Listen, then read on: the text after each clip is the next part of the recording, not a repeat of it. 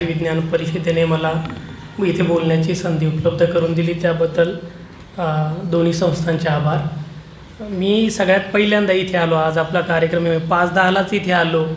त्यावेळेस या इथे जे सगळे हे आयोजन करतात त्यांचे कर्मचारीची चर्चा चालू होती की लोक येत आहेत आणि ते कुठे येत आहेत, तर त्याच्यातले लोक म्हणतात ते मराठी विज्ञान परिषद ते हां ते म्हातारी लोक जमतात त्याच्यासाठी का। मग मी मराठी विज्ञान परिषदेच्या आधी कुठल्याच कार्यक्रमाला आलेलो नाही आहे, पण मला मराठी विज्ञान परिषद लोकसत्तामध्ये जे मराठी विज्ञान परिषदेच्या वतीने जे लिहिलं जातं ते मी नियमित वाचतो आणि जी काही थोडीफार विज्ञानाविषयीची जी समज झाली ती तिच्यामुळे झाली। म्हणून ज्यावेळेस मला मिलिंदने सांगितलं की मराठी विज्ञान परिषदसुद्धा हे आयोजकांपैकी एक आहे तर मला बरं वाटलं।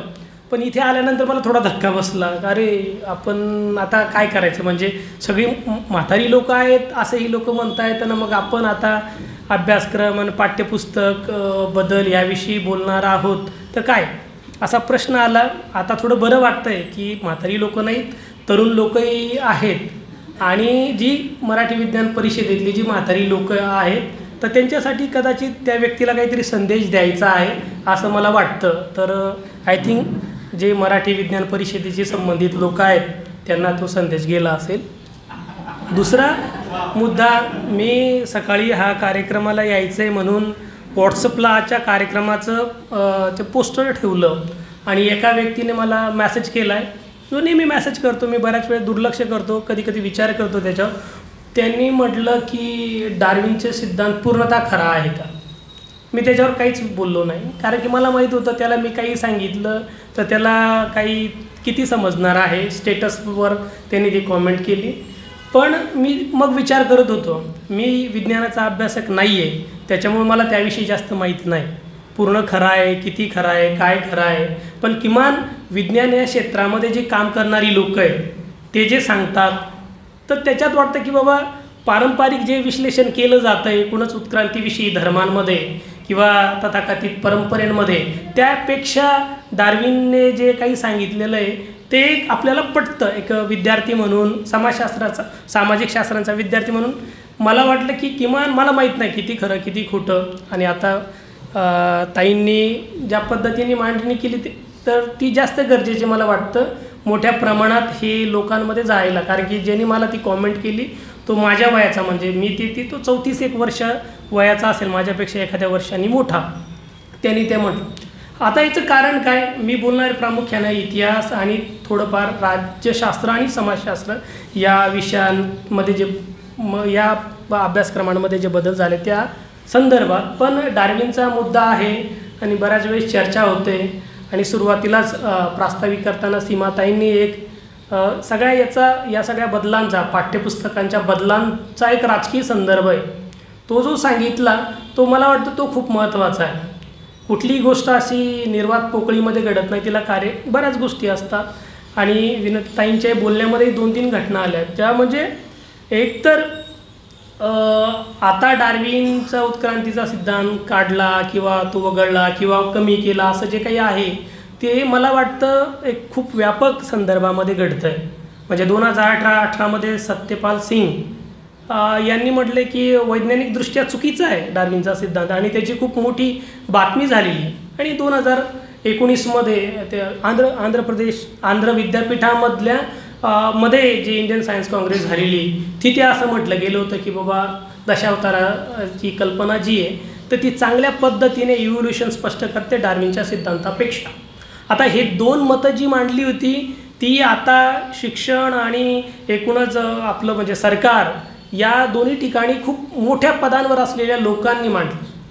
आता अशा मोठ्या पदांवर असलेली लोक ज्यावेळेस असं बोलतात तर त्याचे परिणाम काय होतात हे आपल्या सगळ्यांना माहिती आहे। सर्वसामान्य लोकांची तर कशी मतं असतात आणि त्या मतांना पुन्हा एक वेगळ्या पद्धतीची अधिमान्यता असे लोक ज्यावेळेस बोलतात तेव्हा होतं। आणि म्हणून मला वाटतं की जो विज्ञानाच्या पुस्तकातनं जर असं काढलं गेलं असे आहे त्याला हा व्यापक संदर्भ आहे आणि तो व्यापक संदर्भामुळेच ते काढलं गेलं हे मला वाटतं आपल्याला विसरता येणार नाही। दुसरा, मी आता 3 मुद्द्यांमध्ये माझं बोलणार आहे। पहिलं एकूणच पाठ्यपुस्तक आणि अभ्यासक्रम, त्याच्यानंतर याचं तथाकथित जे रॅशनलायझेशन आहे, सुसूत्रीकरण आहे, त्याचं राजकारण, आणि नंतर प्रामुख्याने इतिहासाच्या पुस्तकांमध्ये काय बदललं आणि त्या अनुषंगाने समाजशास्त्र आणि राज्यशास्त्राविषयी थोडं बोलेल.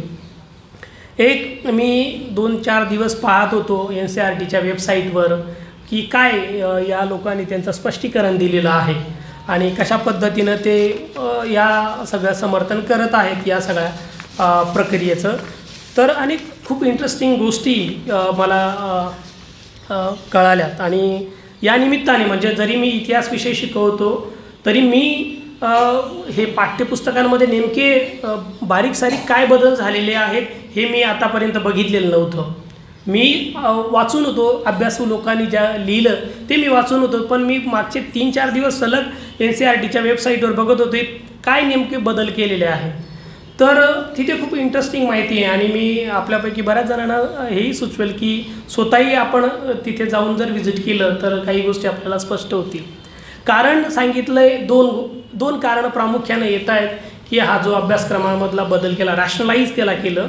तर एक तर जसं ताईंनी सांगितलं पॅन्डेमिक कोविडचं कारण, कोविडच्या कारणामुळे आम्ही हे करत आहोत. कारण अभ्यासक्रमाचा लोड म्हणजे कंटेंट लोड हा शब्द त्यांनी वापरलेला खूप आहे आणि त्याच्यामुळे आम्ही त्याच्यातली काही प्रकरणं, काही भाग, काही पॅरेग्राफ, काही शब्द हे उडवलेले आहेत. आणि दुसरं एक कारण दिलं की न्यू एज्युकेशन पॉलिसी, या न्यू एज्युकेशन पॉलिसीमध्ये सुद्धा असं म्हटलं गेलेलं आहे की जो कंटेंट लोड आहे, अभ्यासक्रमाचा जो भार आहे विद्यार्थ्यांवरचा तो कमी करायचा आणि विद्यार्थ्यांना एक्सपिरियन्शियल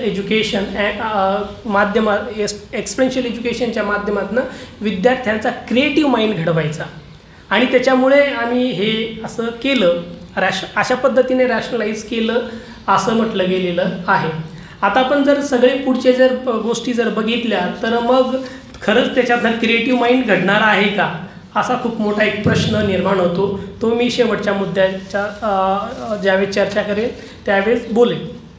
आता रॅशनलाइज हे टेक्स्टबुक्स करण्याच्या संदर्भात 5 प्रकारचे त्यांनी मुद्दे अजून मांडलेत. म्हणजे हे 2 कारणं दिलेत, या कारणांमुळे आम्ही रॅशनलाइज करत आहोत. आणि मग 5 मुद्दे आहेत. तो पहिला मुद्दा जो असा आहे की जे वेगवेगळ्या प्रकारचं जे साहित्य आहे त्या साहित्यातून जे ज्ञान निर्माण होतं आहे ते विद्यार्थ्यांपर्यंत जायला पाहिजे. दुसरं, या सगळ्या पाठ्यपुस्तकातनं, अभ्यासक्रमातनं भाषिक कौशल्य जे आहे विद्यार्थ्यांचं ते घडलं पाहिजे. आणि तिसरा जो मुद्दा आहे की महामारीच्या काळामध्ये जो भार आहे तो कमी झाला पाहिजे.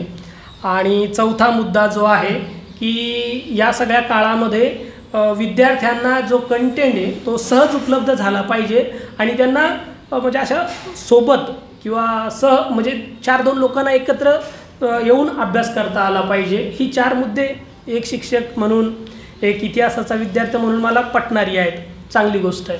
5वा मुद्दा आपल्याला थोडा वॉर्निंग देणारा आहे. तो त्याच्यामध्ये म्हटलेलं आहे की समकालीन संदर्भात कालबाह्य झालेला आशय काढून टाकण्यात आलेला आहे. तर आता समकालीन संदर्भात तिथे content which is irrelevant in the present context असं म्हटलेलं आहे. हा जो मी आणि या सगळ्या रॅशनलायझेशनच्या संदर्भात अनेक लोकांनी वेगवेगळ्या ठिकाणी लिहिलं आहे. मराठी, इंग्रजीमध्ये विपुल प्रमाणात लोकांनी लिहिलं आहे, समर्थनात लिहिलं आहे, विरोधात लिहिलं आहे.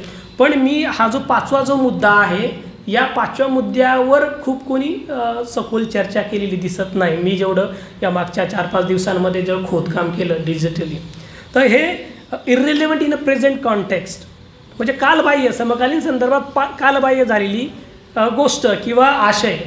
आता मग आपण हे वाचल्यानंतर काय काय वगळलं किंवा काढून टाकलं याचा विचार केला तर मग आपल्याला कळतं की हे मग कशावरनं किंवा कशासाठी तुम्ही म्हणतायत की हे कालबाह्य झालेलं आहे. आणि म्हणून मग आपल्याला थोडं गंभीर आणि थोडं याविषयी खूप जागरूक होणं गरजेचं आहे. आता जो मुद्दा आहे पाठ्यपुस्तकांचा आणि अभ्यासक्रमाचा, म्हणजे आम्ही स्वतः बऱ्याच वेळेस अभ्यासक्रम बदलतो. अभ्यासक्रम बदलणं ही चांगली गोष्ट आहे, वाईट नाही आहे. जे सगळ्या म्हणजे शिक्षण क्षेत्रामध्ये म्हणजे एकूणच ज्ञानव्यवहाराच्या क्षेत्रामध्ये जी लोक काम करतात त्या सगळ्या लोकांना हे माहिती आहे की अभ्यासक्रम बदलतात, चांगली गोष्ट। नवीन जसं नवीन संशोधन होतं ते नवीन संशोधन आपल्या पाठ्यपुस्तकामध्ये आलं पाहिजे, म्हणून आधीचं संशोधन आधीच्या ज्या गोष्टी आहेत त्याच्याऐवजी नव्या गोष्टी आल्या पाहिजेत, याच्यासाठी पाठ्यपुस्तकं बदलतात, अभ्यासक्रमसुद्धा बदलतात आणि चांगली गोष्ट आहे। ज्ञानशास्त्रामध्ये ज्ञानव्यवहारामध्ये याला चांगली गोष्ट मिळेल। उलट खूप दीर्घकाळ जर अभ्यासक्रम एखादं पाठ्यपुस्तक जर बदललेलं नसेल तर त्याला चांगली गोष्ट म्हणून बघितलं जात नाही। तर म्हणून 2-3 वर्षाने पुस्तकं बदलली पाहिजेत असंही काही अभ्यासकांचं म्हणणं आहे, कारण की सातत्यानं नवनवं संशोधन विज्ञानाच्या क्षेत्रामध्ये किंवा सामाजिक विज्ञानाच्या क्षेत्रामध्ये सातत्यानं होत असतं, त्याच्यामुळे बदललं पाहिजे, ही चांगली गोष्ट। आता आधी जर ताईंनी जो मुद्दा सांगितला त्यांच्या मांडणीमध्ये की आधी जी बदललेली आहे ती प्रामुख्यानं तो सगळा राजकीय संदर्भ होता, राजकीय कारणांमुळे बदललेली अभ्यासक्रम आणि पाठ्यपुस्तकं। आणि काही वेळा पाठ्यपुस्तकं आणि अभ्यासक्रम हे ते काय म्हणतात ज्ञानव्यवहाराचा भाग म्हणून बदलतात, शिकवणारी जी लोकं असतात ती बदलतात, त्याच्याशी डायरेक्ट राजकीय संदर्भ असेलच असं नसतं। आणि म्हणून पाठ्यपुस्तकं बदलणं, अभ्यासक्रम बदलणं ही चांगली गोष्ट आहे। फक्त ते पाठ्यपुस्तक बदलताना आणि अभ्यासक्रम बदलताना त्याच्यासाठी जे स्पष्टीकरण दिलं जातं, त्याच्यासाठी प्रत्येक मुद्द्याचं जे विश्लेषण केलं जातं ते कुठल्या दिशेला जातं आहे, कोण देतं आहे आणि कसं देतं आहे, हे मुद्दे खूप महत्त्वाचे आहेत। अन्यथा बऱ्याच वेळेस ज्यावेळेस पाठ्यपुस्तकं बदलत नाही तर बऱ्याच वेळेस जुन्या गोष्टी शिकाव्या लागतात किंवा समजून घ्याव्या लागतात, म्हणून हे बदलणं जे आहे ते चांगलं आहे, पण त्याच्यासाठी कुठल्या प्रकारचे स्पष्टीकरणं दिली जातात, त्याची मांडणी कशी केली जाते हे बघणं खूप महत्त्वाचं असतं। आणि इथे मला दिसतं आहे की ज्यावेळेस आपल्या NCERTने हे जर सगळं जो रॅशनलायझेशन करण्याचा जो प्रकल्प घेतला हाती, तर त्याचं जे स्पष्टीकरण दिलं पाहिजे होतं तर ते स्पष्टीकरण खूप वेग स्वरूपातलं आहे, संदिग्ध स्वरूपात, म्हणजे महामारी आहे किंवा महामारीमुळे आशयाचा भार येतो आहे विद्यार्थ्यांवर, आणि दुसरं म्हणजे आता न्यू एज्युकेशन पॉलिसीमुळे आलं आहे, तर हे खूप संदिग्ध आहे। आणि प्रत्येक विषयामधले जे मुद्दे किंवा जे प्रकरणं वगळलीत त्याला मात्र कुठलंही स्पष्टीकरण नाही, त्याला मात्र कुठलंही आधार नाही की हे प्रकरण आम्ही या अभ्यासक्रमातनं वगळलं किंवा हा पॅरेग्राफ बदलला तर त्याचं विश्लेषण काय, म्हणजे हे आधीचं प्रकरण ठेवलं आणि हे प्रकरण वगळलं तर याचं काही विश्लेषण आहे का, तर त्याचं विश्लेषण नाही। आणि म्हणून मग हे जे सगळं अभ्यासक्रमामध्ये जो हा तथाकथित सुसंत्रीकरणाचा किंवा रॅशनलायझेशनचा जो प्रकल्प झाला किंवा जो सगळा चालू आहे त्याविषयी आपल्याला खूप काय म्हणजे जागरूक होणं गरजेचं आहे आणि त्याला थोडं गांभीर्यानं बघणं गरजेचं आहे। दुसरी एक गोष्ट की हे कोणी केलं आहे, म्हणजे NCERTमध्ये एक्सपर्ट लोकांनी केलं आहे, पण कुठले बदल, आता जसं ताई म्हटल्या त्या विज्ञानाविषयी जरी बोलत असल्या त्या म्हणतात की मी बायोलॉजीचे एक्सपर्ट आहे, हे सांगावं लागतं आहे। तर तसं तुम्ही इतिहासाचा जर माझ्या विषयाचा जर अभ्यास करत असाल तर प्राचीन भारताचा जो अभ्यासक आहे तो आधुनिक भारताविषयी काही एक्सपर्ट असेलच असं नाही आहे। त्याच्यातही पुन्हा आधुनिक भारतामध्ये जर अभ्यास करत असेल, एखादा जर लेबर हिस्ट्रीचा अभ्यासक असेल तर तो काही जेंडर हिस्ट्रीचा अभ्यासक असेलच असं नसतं, त्याला तोंड ओळख असते किंवा फुटकळ माहिती असते, त्याच्यातला तो एक्सपर्ट असेलच असं नसतं। आणि म्हणून प्रत्येक पातळीवर प्रत्येक पाठ्यपुस्तकामध्ये प्रत्येक प्रकरणामध्ये जे बदल झाले तर त्या विषयातल्या तज्ज्ञ व्यक्तीने ते सुचवलेत का किंवा तज्ज्ञ व्यक्तीने ते केलेत का, त्याच्यासाठी तज्ज्ञ व्यक्तीचं स्पष्टीकरण काही आहे का, आणि दुसरं म्हणजे हे तर तज्ज्ञ व्यक्तीचं स्पष्टीकरण, आणि दुसरं म्हणजे ज्ञानशास्त्रीय त्याला काही कॉन्टेक्स्ट आहे का की बाबा हा मुद्दा तिथे होता, आणि हे झालं इतिहासाच्या तज्ज्ञ व्यक्तीचं मत की याच्यामुळे आम्ही घेत नाही। दुसरं ज्ञानशास्त्रीय कारणांमुळे ते वगळलं जातं आहे का, असे कुठलेही स्पष्टीकरणं आपल्याला इथे दिसत नाहीत। आणि म्हणून हे थोडं आपल्याला खूप गंभीर प्रकार आहे असं म्हणावं लागतं। दुसरं एक याच्यातला जो मुद्दा आहे तो राजकारण या सुसूत्रीकरणाचं जे राजकारण आहे त्याचं कारण तुम्ही जर प्रत्येक पुस्तक जर बघितलं तर त्यावेळेस कदाचित काही लोकांना हे राजकारण लक्षात येत नाही, पण वेगवेगळी पुस्तकं जर बघितली त्यावेळेस हे राजकारण थोडं लक्षात येतं. म्हणजे फॉर एक्झाम्पल याच्यातलं जे एक म्हणजे 7वीच्या इतिहासातलं एक प्रकरण वगळलेलं आहे. म्हणजे मुघल हिस्ट्रीविषयीचे 3 प्रकरणं होती, त्याच्यातले 2 प्रकरणं वगळीत एकच प्रकरण ठेवलं आहे.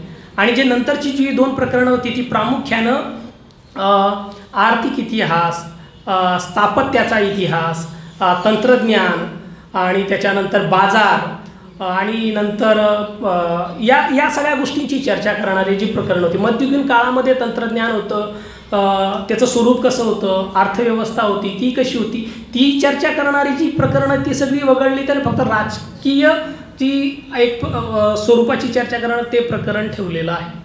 दुसरं हे बघितल्यानंतर मग पुढे आपल्याला दिसतं की 11वीचं जे इतिहासाचं पुस्तक आहे ते the themes in world history असं त्याचं नाव आहे. आणि त्याच्यामध्ये जे द सेंट्रल इस्लामिक लँड असं इंग्रजीमध्ये त्याला म्हटलेलं आहे आणि हिंदी व्हर्जनला जर आपण बघितलं तर इस्लामचा उदय आणि विस्तार हे जे पूर्ण प्रकरणच तेच वगळून टाकलेलं आहे. आणि नंतर मग आपल्याला पुढे दिसतं की जे 12वीचं पुस्तक आहे त्याच्यामध्ये 12वी जे themes in Indian history second या पुस्तकामध्ये पुन्हा त्याच्यातनं एक जे मुघल हिस्ट्रीवरचं जे प्रकरण आहे ते पुन्हा काढून टाकलेलं आहे. तर आता याच्यामध्ये कॉमन गोष्ट आहे आपल्याला मुघलांचा इतिहास आणि इस्लाम हे वगळून टाकणं. आता याचे काय काय परिणाम होतात ते थोडं आपण म्हणजे 7वीतलं जे पुस्तक बदललं आणि तुम्ही जर NCERTच्या वतीने जे काही लोकांनी भाष्य केलं आणि या सगळ्या तथाकथित रॅशनलायझेशनचे जे समर्थन करणारी लोक आहेत त्या लोकांनी बऱ्याच वेळेस असेही भाष्य केले की आम्ही एका इयत्तेतलं एका वर्गातलं बदललं कारण ते आधीच्या इयत्तेमध्ये आहे किंवा नंतरच्या इयत्तेमध्ये आहे आणि म्हणून आम्ही ते बदललं आहे. आम्ही बदललं काहीच नाही आहे, फक्त जे अतिरिक्त होतं ते काढून घेतलं.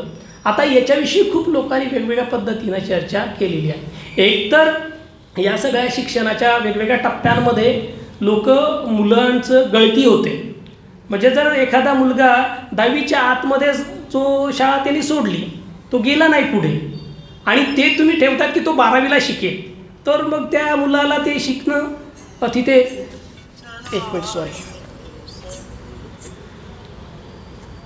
म्हणजे त्या मुलाला त्या ज्ञानापासून तो वंचित राहिला, ते त्याला घेताच येत नाही आहे. तुम्ही अपेक्षित करतायत की तो 10वी होऊन 12वीला जाईल. म्हणजे जो तिथनं त्याची गळती झाली त्याच्यासाठी ते थांबलं. पहिला मुद्दा. दुसरा मुद्दा याच्यात दिसतो असा की जे अपेक्षित आहे या सगळ्या म्हणजे विशेषतः जे 11वीचं पुस्तक आहे त्याच्यामध्ये जगाच्या इतिहासाची चर्चा आहे. म्हणजे तिथे पहिल्या याच्यामध्ये रोमन साम्राज्य, बेंझंटाईन साम्राज्य याची चर्चा येते आणि मधला जो इस्लाम आणि इस्लामचा विस्ताराचा काळ आहे ते प्रकरण मात्र वगळलं गेलं. आणि नंतर डायरेक्ट मग जे मंगोल साम्राज्य, नोमॅडिक एम्पायर असं जे आहे ती मधला काळ जो आहे जो इस्लाम या धर्माचा उदय आणि त्याच्यासोबत एक वेगळ्या प्रकारचा जो सामाजिक, सांस्कृतिक, धार्मिक प्रचार प्रसार विस्तार देवाणघेवाण झाली तो मात्र याच्यातनं वगळला गेलेला. तर याच्यातनं होतं काय की एखाद्या मुलाला 11वीला जगाच्या इतिहासाविषयी जी त्याची समज आहे ती अशी तुटक्या स्वरूपात होईल.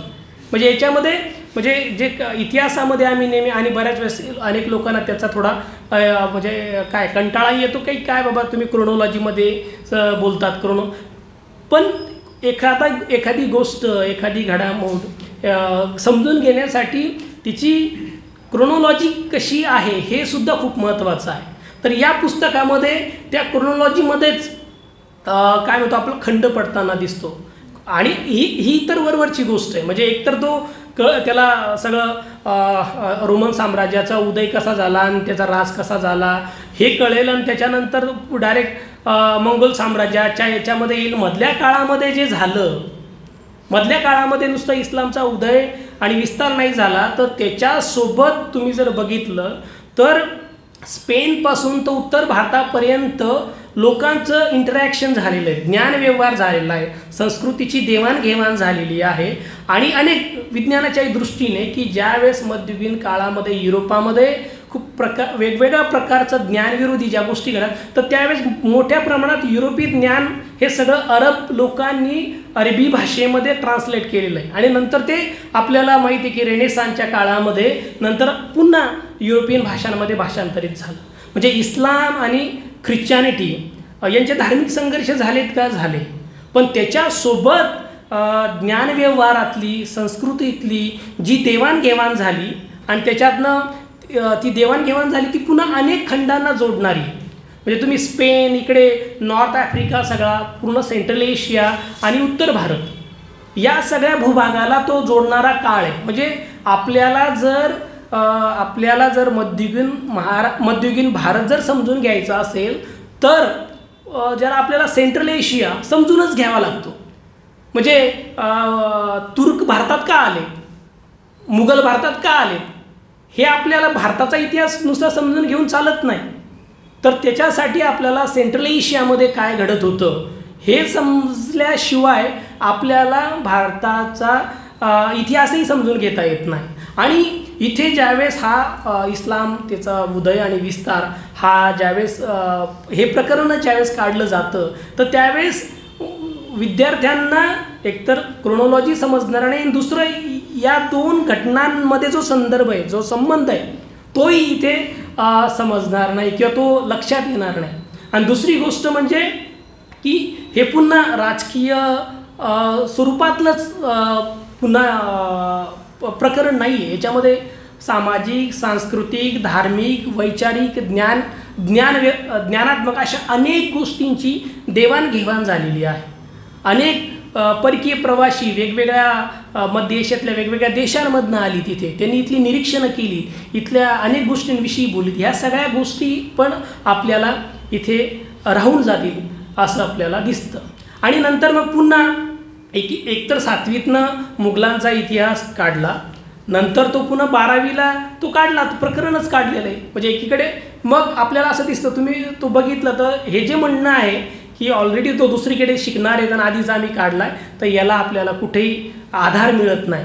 ते फक्त आपलं म्हणणं मांडण्यासाठी की आपल्या म्हणण्यात आपण जे केलं त्याला डिपेंड करण्यासाठी असं म्हटलं जातं आहे. तर म्हणून हे एक याचं काय म्हणू रॅशनलायझेशनचं पॉलिटिक्स हे जसं इस्लाम आणि मुस्लिम समाज आणि इतिहास या संदर्भात आपल्याला दिसतं, तसं आपल्याला बाकी इतर गोष्टी ज्या आहेत त्यांच्या संदर्भातही दिसतं. म्हणजे एक त्याच्यातलं प्रकरण जे आहे जे कलोनियल आर्किटेक्चर्स विषयीचं ते अत्यंत महत्त्वाचं प्रकरण आहे. ते तिथे काढून स्थापत्य म्हणजे आपल्याला अजूनही अनेक वेळा सर्वसामान्य पातळी ज्या वेळेस आपण बोलतो की अरे 1500 वर्षाविषयी भारतीय लोकांनी बांधलेला पूल पडला, पण ब्रिटिशांचे 200-200 वर्षाचे पूल अजून आहेत.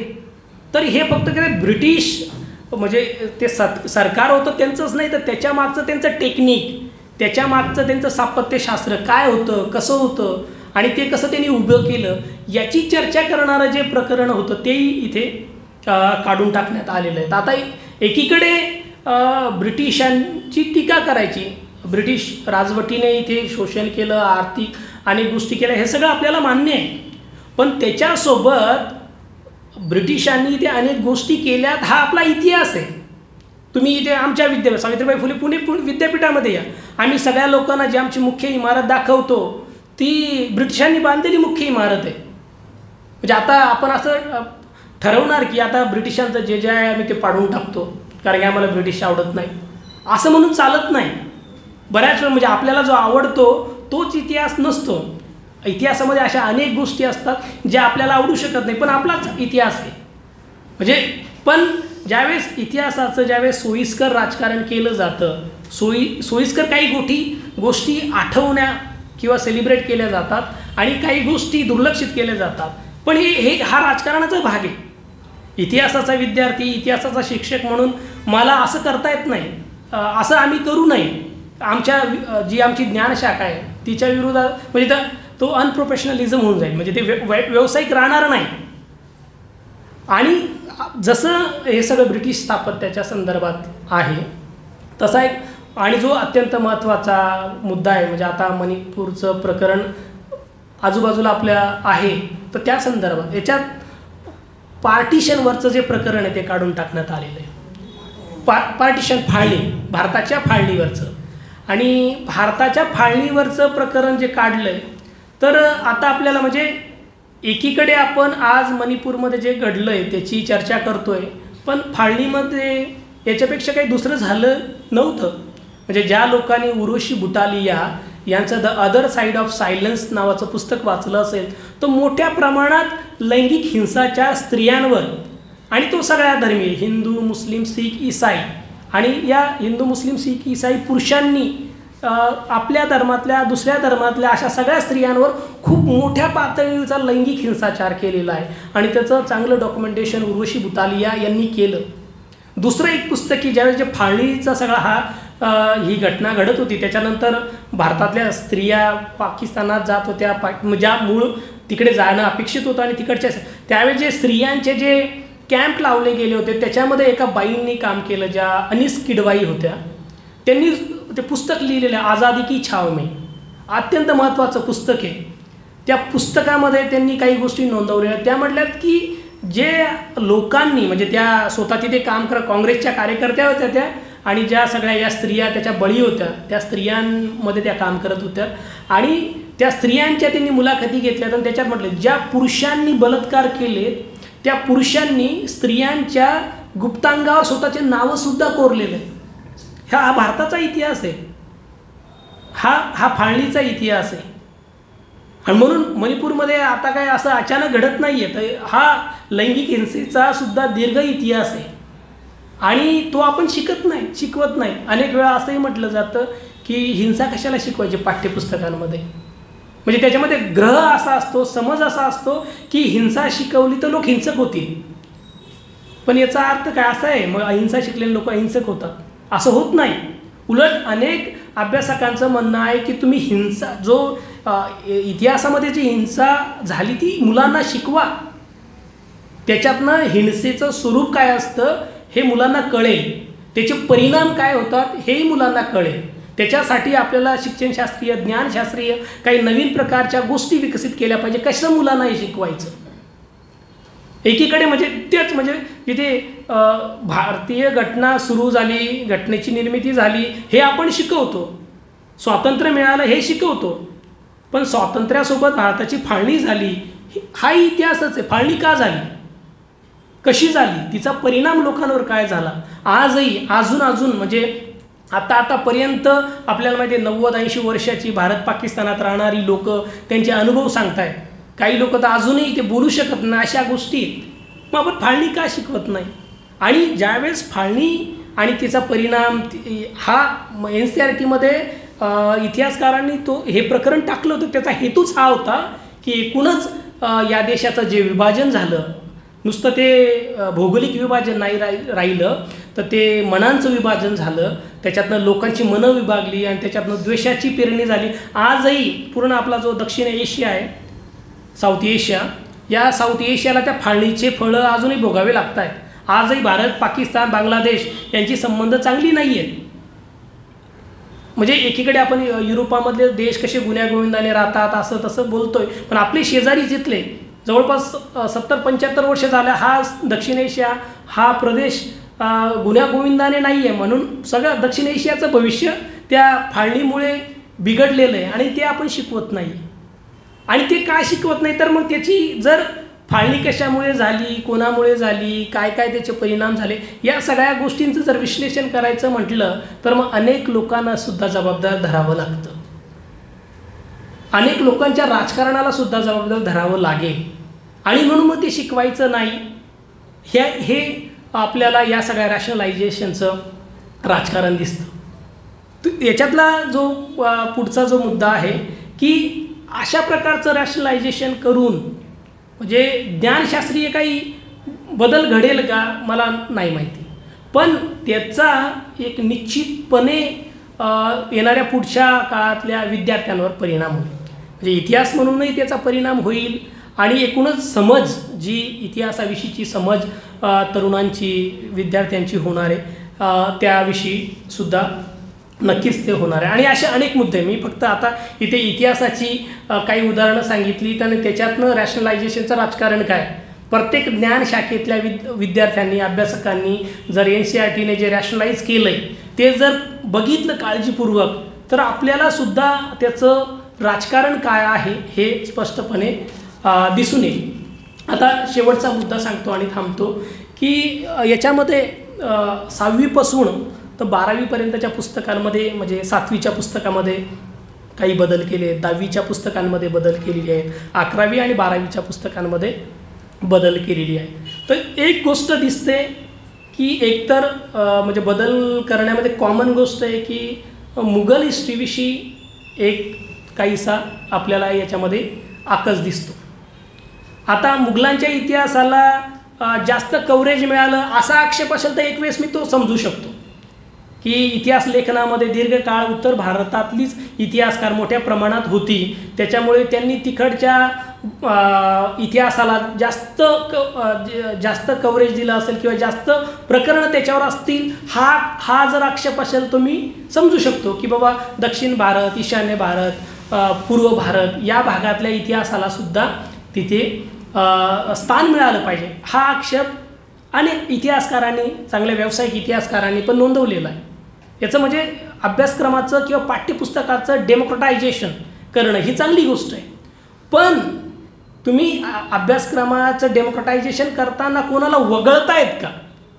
म्हणजे तुम्ही दक्षिण भारताचा इतिहास घ्याल, तुम्ही पूर्व भारताचा इतिहास घ्याल, पश्चिम भारताचा इतिहास घ्याल आणि त्याचा जो संबंध उत्तर भारताच्या इतिहाशी तो जर तुम्ही वगळून टाकणार असाल तर मग दक्षिण भारताच्या इतिहासाला काय अर्थ राहत नाही. पूर्व भारताच्या इतिहास कारण की तो शेअर्ड आहे, तो कनेक्टेड आहे. असं आपल्या महाराष्ट्राचा इतिहास आणि काय भारताचा इतिहास असं हे आपण आपल्या सोयीसाठी केलेल्या गोष्टी आहेत. ही विभागणी इतिहास काय असा घडत नाही आता महाराष्ट्राचा इतिहास घडतोय आणि वेगळा भारताचा इतिहास घडतो असं होत नाही. ते शेअर्ड आणि कनेक्टेड असते, एकमेकांशी संबंधित आहे. म्हणजे शिवाजी महाराजांचा जर इतिहास आपल्याला समजून घ्यायचा असेल तर मुघलांचा इतिहास आपल्याला समजलाच पाहिजे. म्हणजे ते तुम्ही असं वेगळं करू शकत नाही. आणि मग त्याच्यात ज्या सगळ्या काय ज्या तुम्हाला निगेटिव्ह पॉझिटिव्ह काय सगळ्या गोष्टी असतील त्या सगळ्या त्याच्यात येणार, त्या समजून घेतल्याशिवाय आपल्याला पुढे जाता येत नाही. याच्यानं इंटरेस्टिंग दुसरा मुद्दा असा आहे पुन्हा 12वीचे जे पुस्तक आहे त्याच्यामध्ये एक प्रकरण तर मुघलांच्या इतिहासावरनं काढलं आहे आणि दुसरं प्रकरण एक ठेवलेलं आहे ते प्रामुख्याने पुन्हा 16व्या 17व्या. आता म्हणजे मुघलांच्या इतिहासाची चर्चा जर करायची असेल ती आपल्याला 12व्या 13व्या 14व्या शतकापासून पुढे आपल्याला त्याची बॅकग्राऊंड कशी तयार होत गेली ही सगळी करावी लागते. म्हणजे तुम्ही 16व्या आणि 17व्या शतकात काय झालं हे शिकणार आणि त्याच्या आधी 200 वर्षे त्यांनी काय केलं ते नाही शिकणार. मग विद्यार्थ्यांना तो संदर्भ कळणारच नाही. म्हणजे डायरेक्ट तुम्हाला 16वं शतक मुघलांचा इतिहास, पण त्याच्या आधी 15व्या शतकामध्ये मुघलांचं काय झालं, कसे आलेत, कुठनं आलेत, काय हे म्हणजे इथे हे जे सगळं क्रोनॉलॉजी ती बिघडते. क्रोनॉलॉजी बिघडल्यामुळे इतिहासाचं जे आकलन आहे जे ते बिघडून जाणार आहे म्हणजे किंवा ते कळणार नाही असं त्याच्यामध्ये होण्याची दाट शक्यता आहे. दुसरी एक जी गोष्ट आहे याच्यामध्ये जी दिसते की हे सगळं करत असताना लोकशाही, विविधता, लोकांचे आंदोलन किंवा सामाजिक भेदभाव, सामाजिक विषमता या संदर्भात भाष्य करणाऱ्या चर्चा करणाऱ्या ज्या गोष्टी आहेत त्यांनासुद्धा वगळलं गेलेलं आहे. म्हणजे एक राज्यशास्त्राचं जे पुस्तक आहे 10वीचं डेमोक्रेटिक पॉलिटिक्स ते पुस्तकातले अनेक गोष्टी वगळल्या गेलेल्या आहेत. म्हणजे आणि विरोधाभास बघा की जगभरामध्ये आज आपण आपले प्रधानमंत्री आणि भारतीय लोक सांगतात की Bharat is a mother of democracy, जगातली सगळ्यात मोठी लोकशाही भारत आहे. चांगली गोष्ट आहे आणि जगातल्या लोकशाहीला भारतीय लोकशाहीने खूप काही दिलेलं पण आहे. प्रसिद्ध अभ्यासक योगेंद्र यादव आणि सुहास पळशीकरांनी भारताची लोकशाही ही जगामध्ये युनिक कशी याविषयी खूप चांगली मांडणी केलेली आहे. पाश्चिमात्य लोकांच्या लोकशाहीच्या अभ्यासापेक्षा भारतीय लोकशाही कशी घडली याविषयी मांडणी केली. भारत ही लोकशाहीची जननी आहे का याविषयी अनेक वेगवेगळे मत होऊ शकतात, कारण हे राजकीय स्टेटमेंट आहे. लोकशाहीची स्वतंत्र जर व्याख्या बघितली, लोकशाही ही खूप वेगवेगळ्या पद्धतीने घडलेली गोष्ट आहे. म्हणजे एकीकडे देवराज चन्ना नावाचे एक प्रसिद्ध इतिहासकार होते, त्यांनी स्लेव्हरी इन एन्शियंट इंडिया नावाचा ग्रंथ लिहिलेला आहे. म्हणजे एकीकडे म्हणजे गुलामगिरी प्राचीन भारतात होती असं म्हणायचं, आणि दुसरीकडे लोकशाही प्राचीन भारतामध्ये होती असं. म्हणजे गुलामगिरी आणि लोकशाही गुण्यागोविंदाने नांदतात का? लोकशाही आहे आणि गुलामगिरी आहे, मग तिला लोकशाही म्हणतात का? असे अनेक प्रश्न या निमित्तानं निर्माण होतात. असो, तो जरी मुद्दा वेगळा ठेवला, पण आज आपल्या समकालीन याच्यामध्ये ज्यावेळेस म्हटलं जातं आहे की भारत जगातली मोठी लोकशाही, लोकशाहीची जननी आहे, अशा काळामध्ये पाठ्यपुस्तकातली लोकशाही मात्र गायब होते. म्हणजे लोकशाही आणि विविधता हे प्रकरणच गायब. आणि याचा संबंध मग आता मी, कारण विज्ञानाचा अभ्यास विज्ञानात काय काय बदल झाले ते मी बघितलेले नव्हते, पण ताईंनी जे सांगितले म्हणजे डायव्हर्सिटी, जैविक विविधता आहे, तो प्रकरण पण गेले. म्हणजे एकूणच विविधता हे प्रकरण काहीतरी वेगळं आहे बाबा, त्याला आपल्या पाठ्यपुस्तकांमध्ये आपण नको सामावून घ्यायला. मग आपल्याला माहिती आहे, एक सुरी, एक रंगी, एक ढंगी, एक साची, काहीतरी करायचं असा काहीसा हेतू आणि उद्देश आहे का, असा प्रश्न साहजिकच निर्माण होतो. त्याच्यानंतर आता पुन्हा आपल्या सगळ्यांना माहिती आहे लोकशाही आणि लोक याचं किती जवळचं नातं आहे. लोक आणि लोक चळवळी, लोक चळवळींशिवाय भारतातली एवढी मोठी लोकशाही राहिली नसती. भारतामध्ये जनचळवळी, लोक चळवळी होत्या म्हणून ही लोकशाही भारतातली सगळ्यात मोठी लोकशाही झाली आणि खऱ्या अर्थानं तिला अर्थ मिळाला. पण लोकशाही आणि विविधतेसोबत पाठ्यपुस्तकात जनचळवळीसुद्धा काढल्या जात आहे. त्याच्या जो जनसंघर्ष आणि जनचळवळी हे प्रकरण ते पण काढलेलं आहे. त्याच्यानंतर लोकशाही समोरील आव्हाने हे एक प्रकरण आहे. आता हे काही आपण सांगण्याचे, बाबासाहेब आंबेडकरांनी तर भारतीय संविधान सभेमध्ये संविधान देतानाच म्हटलेलं लोकशाही समोरील आव्हानांविषयी बोललेलं आहे. तर लोकशाही समोरील आव्हाने काय आता निर्माण झालेलं नाही, तर त्याच्याविषयी सातत्यानं भारतीय समाजामध्ये एकीकडे जयप्रकाश नारायण असतील, M.N. रॉय असतील किंवा बाबासाहेब आंबेडकर या लोकांनी सातत्याने लोकशाही समोरील आव्हानांची चर्चा केलेली आहे. इथे मात्र लोकशाही समोरील आव्हाने हे प्रकरणच वगळले गेले. आता लोकशाही समोरील आव्हाने म्हटल्यानंतर मग काय काय येऊ शकतात? विरोधी पक्ष नष्ट करून टाकणे, लोकशाही समोरील आव्हाने. म्हणजे विरोधी पक्षच नसेल तर त्याला लोकशाही म्हणता येत नाही ना. अशी अनेक वेगवेगळ्या गोष्टी, तर तो प्रकरण त्याच्यात नाही आहे. अजून अशा काही गोष्टी राज्यशास्त्राच्या पाठ्यपुस्तकांमध्ये बदललेल्या आहेत. आता थोडं समाजशास्त्राच्या काही पाठ्यपुस्तकं आहेत त्याविषयी मी थोडं बोलतो. मी खूप जास्त बघितलं नाही, पण काही 2-3 जे पाठ्यपुस्तक आहेत त्यांचा अभ्यासक्रम बघितला तर त्याच्यातल्या काही गोष्टी, एकतर म्हणजे काही शब्द तिथे बदललेले आपल्याला दिसतात. म्हणजे दलितांचा जो असंतोष आहे त्या निमित्ताने ज्या आलेल्या कविता आहेत आणि त्या कविता ज्या अभ्यासक्रमामध्ये आलेल्या त्या काढलेल्या आहेत. नंतर आदिवाशांविषयीचा जो तथाकथित प्रस्थापित समाज आहे, मेनस्ट्रीम समाज आहे, त्याची मतं कशी आहेत हे अशी ज्या ओळी होत्या त्या काढलेल्या आहेत. आजही आपल्या समाजामध्ये जे तथाकथित नागर आणि तथाकथित मेनस्ट्रीम लोक आहेत त्या लोकांची मतं आदिवासी समाजाविषयी खूप पारंपरिक साचेबद्ध असतात, म्हणून ते मत इथे आलेलं होतं पण ते वगळून टाकण्यात आलेलं आहे. त्याच्यासोबतच ज्या सामाजिक प्रगती झाल्यामुळे त्याच्यानंतर असे मार्जिनल समूह आणि यामध्ये काही एक थोडी उन्नती झाल्यामुळे त्याला जो एक रिॲक्शनरी रिस्पॉन्स उच्च जातीय लोकांकडून आला आहे त्याची चर्चा करणाराही पॅरेग्राफ उडवून टाकण्यात आलेला आहे. म्हणजे एकूणच सामाजिक बदल आणि सामाजिक चळवळींमध्ये ज्या काही घडामोडी झाल्या जिथे डिसअग्रीमेंट, रिस्पॉन्स, रिॲक्शन किंवा आपण सामाजिक मतं कशी आहेत लोकांची याची चर्चा करणारा जो अभ्यासक्रमामध्ये जो भाग होता तोही याच्यातनं वगळून टाकण्यात आलेला आहे. म्हणजे आता याचा संबंध आपल्याला कुठे म्हणजे डायलॉग डिसेंट आणि डेमोक्रेसी याच्याशी जी चर्चा होते बाबा समाजामध्ये एखादी भारतीय लोकशाहीची जी डेव्हलपमेंट झालेली जी विकास झालेला आहे तो विकास लोकशाहीमध्ये डायलॉग डिसेंट असल्यामुळे झालेला आहे आणि ते जे मुद्दे जी डिसेंटची डायलॉगची किंवा सामाजिक काय संघर्षाची चर्चा करणारे जे मुद्दे होते ते त्यातनं वगळले.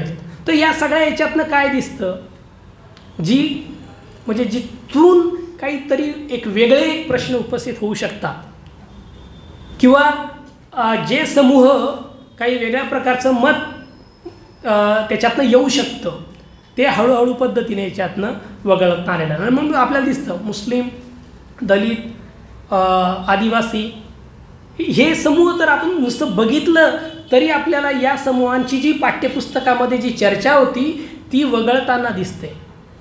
आणि म्हणून ही जी तथाकथित जी रॅशनलाइज बनलेली पाठ्यपुस्तकं अभ्यासक्रम ज्यावेळेस मुलं वाचतील किंवा ते अभ्यासतील तर त्यावेळेस कुठल्या प्रकारची कल्पना भारताची, भारतीय समाजाची, भारतीय इतिहासाची त्यांच्या डोक्यामध्ये निर्माण होईल असा एक खूप मोठा प्रश्न या अनुषंगाने निर्माण होतं. आणि म्हणून हे काय फक्त कुठेतरी NCERTमध्ये होतं आहे आणि असं होत असतं आहे म्हणून एवढं वरवरचं याला आपण बघितलं नाही पाहिजे. याचा खूप मोठा सामाजिक आणि सगळ्यात महत्त्वाचा ज्ञानशास्त्रीय परिणाम आपल्या समाजावर आणि विद्यार्थ्यांच्या मनावर होणार आहे. कारण मला आठवतं आजही म्हणजे मी BAला इतिहास काय शिकलो त्याच्यापेक्षा शाळेमध्ये आणि 11वी-12वीला काय शिकलो ते मला जास्त आठवतं. आय डोंट नो त्याला काही बायोलॉजिकल, न्यूरोलॉजिकल, कॉग्नेटिव्ह काही कारणं आहेत का मला माहीत नाही पण वेगवेगळे कारणं. पण आता ज्यावेळेस अशा वयामध्ये किंवा अशा जिथे कॉग्नेटिव्ह डेव्हलपमेंट मुलांची होती अशा वयामध्ये जे शिकवलं जातं आणि तिथे जर असे प्रयोग होत असतील तर मात्र मग भविष्याविषयी खूप आपण गंभीरपणे विचार करणं गरजेचं. शेवटचं उदाहरण सांगतो आणि थांबतो. प्रसिद्ध इतिहासकार, शिक्षणतज्ज्ञ आणि शिक्षणाचा इतिहासाचा अभ्यास करणारे कृष्ण कुमार यांनी प्राईड आणि prejudice school history in India and Pakistan असं एक खूप चांगलं संशोधन केलेलं आहे. भारत आणि पाकिस्तानामध्ये शाळेमध्ये जो इतिहास शिकवला जातोय त्याच्यातनं कशा पद्धतीने मुलांच्या मानसिकता घडतात आणि त्या अनेक वेगळ्या कम्युनल मानसिकता घडतात, द्वेष करणाऱ्या मानसिकता घडतात याचा खूप चांगला अभ्यास कृष्णकुमारांनी केलेला आहे. हे कृष्णकुमार NCERTचे कधी काळी अध्यक्ष होते. त्यांच्या काळामध्ये NCERTने एक खूप मोठी उतुंग भरारी घेतली होती. आता मात्र NCERTची प्रवास खूप वेगळ्या दिशेने होतोय. थँक्यू.